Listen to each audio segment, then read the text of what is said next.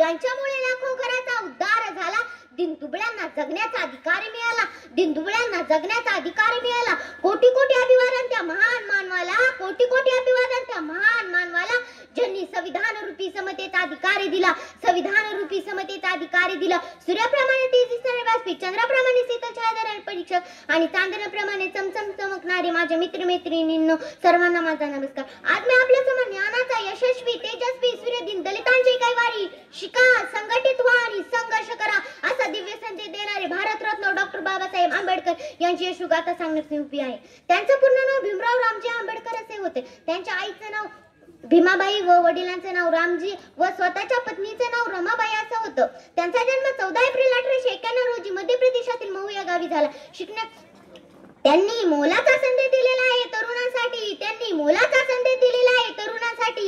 हातात झेंडा घेऊन फिरू नका, ते तुम्हाला कट्टता शिकवतील। हातात झेंडा घेऊन फिरू नका, ते तुम्हाला कट्टता शिकवतील। हातात पुस्तक घ्या, ते तुम्हाला विद्वता शिकवतील, ते तुम्हाला विद्वता शिकवतील। नेहमीच आपण बाबासाहेबांच्या हातात पुस्तक पाहतो, याचा अर्थ असाच की शिका आणि देशाला चाला। उच्च शिक्षणाच्या शासनाची गरज पडणार आहे, उच्च शिक्षणाच्या शासनाची गरज पडणार आहे। त्यामुळे तुम्ही शिका, त्यामुळे तुम्ही शिका, त्यामुळे तुम्ही शिका। नेत्यांच्या मागे जाऊ नका, ते तुम्हाला भिकारीच बनवतील। नेत्यांच्या मागे जाऊ नका, ते तुम्हाला भिकारीच बनवतील। ग्रंथाच्या सोबत राहा, ते तुम्हाला अधिकारीच बनवतील, ते तुम्हाला अधिकारीच बनवतील। ही शिकवण आम्हाला बाबासाहेबांची आणि त्यांच्या पुस्तक प्रेम यातून मिळते।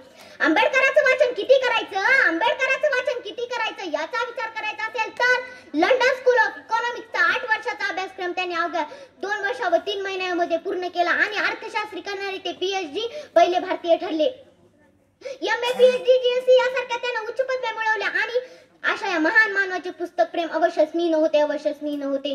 शिक्षणाचा प्रसार करण्यासाठी त्यांनी महाविद्यालय वसतिगृहांची स्थापना केली। शिक्षण हे वाघिणीचं दूध आहे, शिक्षण हे वाघिणीचं दूध आहे, तो जे पेल ते गुरगुरल्याशिवाय राहणार नाही असे ते म्हणतात। जाता जाता एवढंच म्हणाल की, जाता जाता एवढंच म्हणाल की सागराचं पाणी कधी आटणार नाही, भीमाची आठवण कधी मिटणार नाही। सागराचं पाणी कधी आटणार नाही, भीमाची आठवण कधी मिटणार नाही। एकच जन्म काय हजारो जन्म घेतली तरी आपल्याकडून बाबासाहेबांचे उपकार कधीच फिटणार नाही। धन्यवाद। जय भीम। धन्यवाद। यानंतर